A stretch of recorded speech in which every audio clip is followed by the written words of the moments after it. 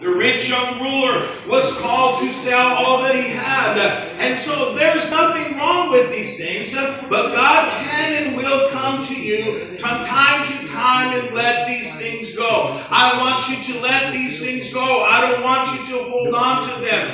And we're going to have to let these things go. The second thing God will call us to sacrifice is relationships or family.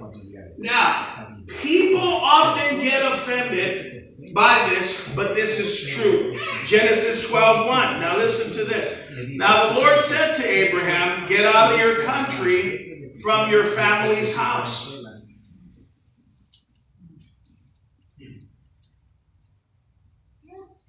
Get away from your country, from your family's house.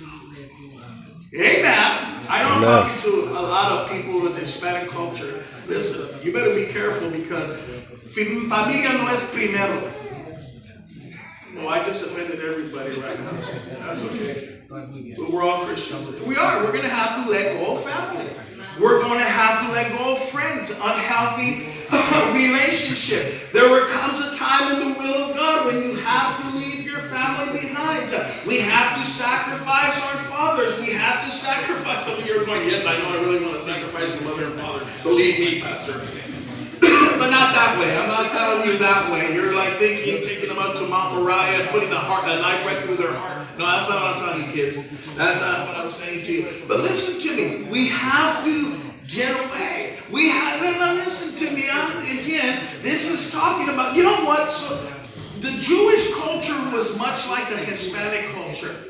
It was like, it was always the family holding them back. And this is why you'll find this throughout Scripture. You have to let this go. When Abe was called out of his country, get out of your country, from your family house, from your father's house to the land which I will show you. See, the point is, you're going to have to make sacrifices.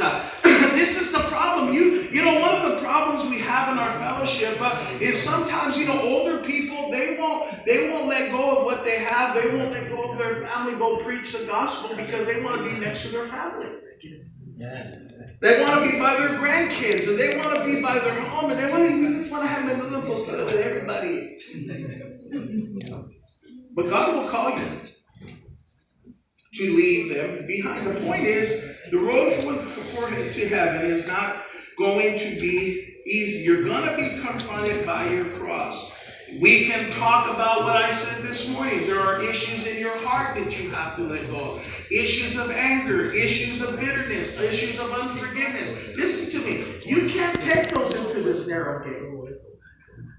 You can't. God ain't going to let you in with that. If you die today and you have that in your heart, there's a very, very, very, very, absolutely 99.9% you're not going to make heaven your home. You're going to go to hell.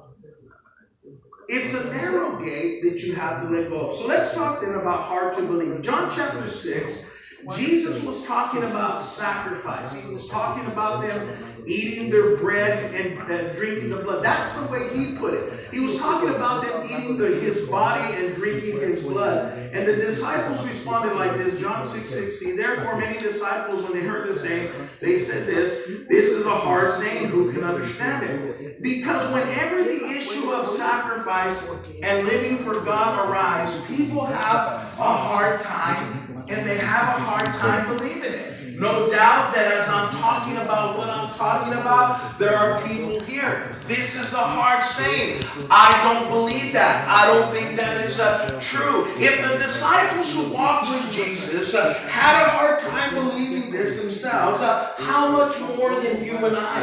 There are many people who call themselves believers, followers of Christ, who struggle with these areas of life. In fact, whenever you begin to mention sacrifice, in whatever category it is, they begin to be offended. They begin not to like it. They begin not to want to hear it. In their minds, in their hearts, as they're hearing it, they're wrestling and they're beginning to fight. And so this offends them.